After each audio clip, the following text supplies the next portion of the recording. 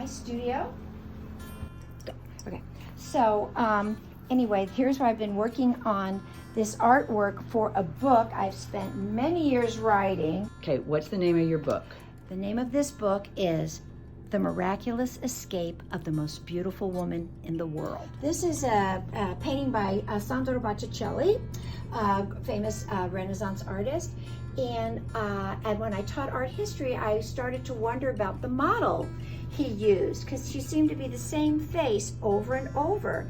And I happened upon a book in a used bookstore, an old book, and it was a story about Botticelli's favorite model.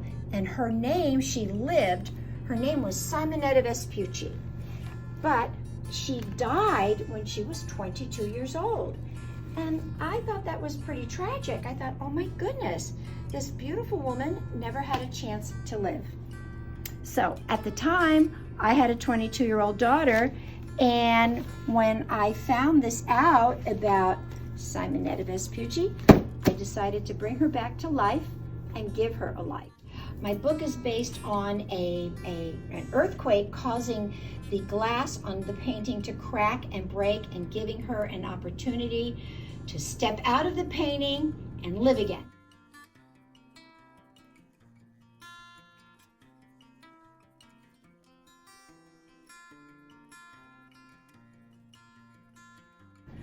Having illustrated many books where you have to research your information, I do a lot of research for this book. You know, the towns, the dress, what they wore, the buildings, everything, which I love. I love research.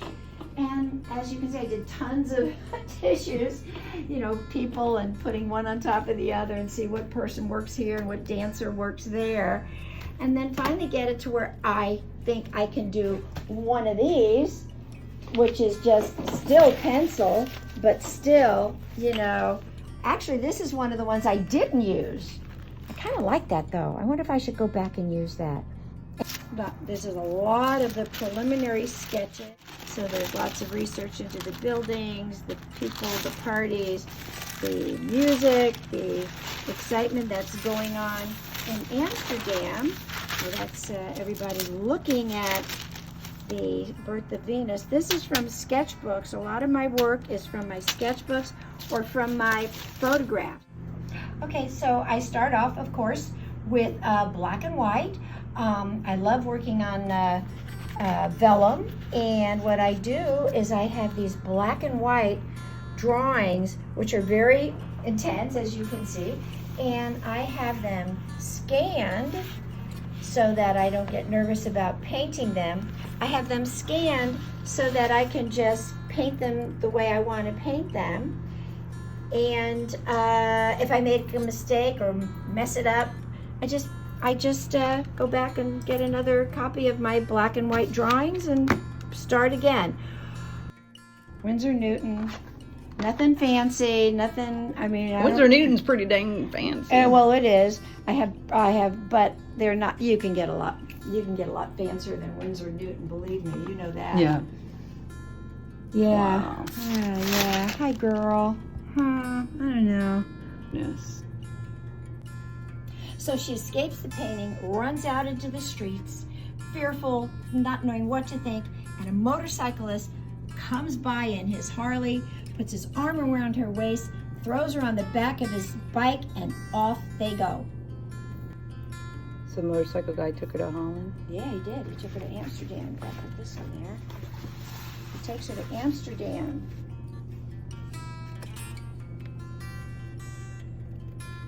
Looks like a party in Amsterdam. It is a party in Amsterdam. We see her as a young girl, and we don't see her again until the end of the book. Okay. She goes down to Den Bosch for a rock concert, and she loves it there and gets a job in a pub in Den Bosch, the birthplace of Hieronymus Bosch.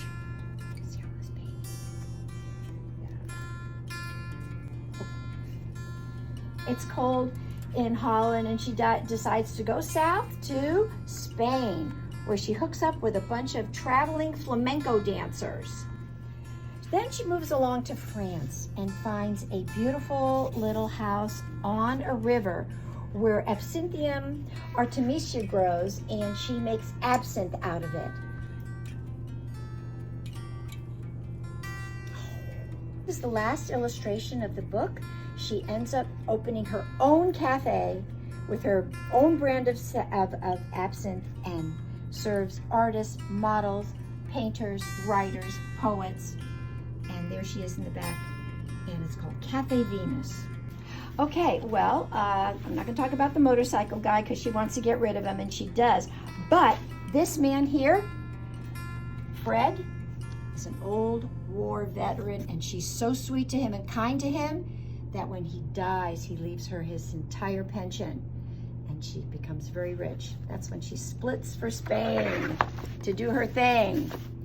He left her his most important, his prized possession was, well, money and maps. So Simonetta had all she needed for a wonderful life. She had money and she had maps. She could travel. What more does a girl need? Now, what more does a girl need, right?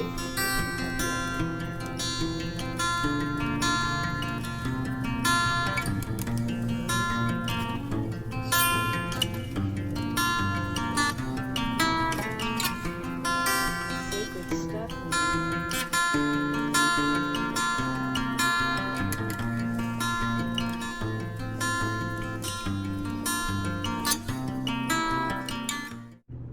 This is where I spend a lot of time. I have the things here I love. I have pictures of my family. I have my treasures. I have my Bob's Big Boy. I have my Pillsbury Doughboy transistor radio. How many have one of those? I've got a Fox. Well, this is like many years of stuff, just accumulating stuff. All artists have this. This is not special, I don't think. Everybody's got their crazy stuff that they. I don't know, that fox is pretty special. Yeah, he doesn't have any ears. He was a deal.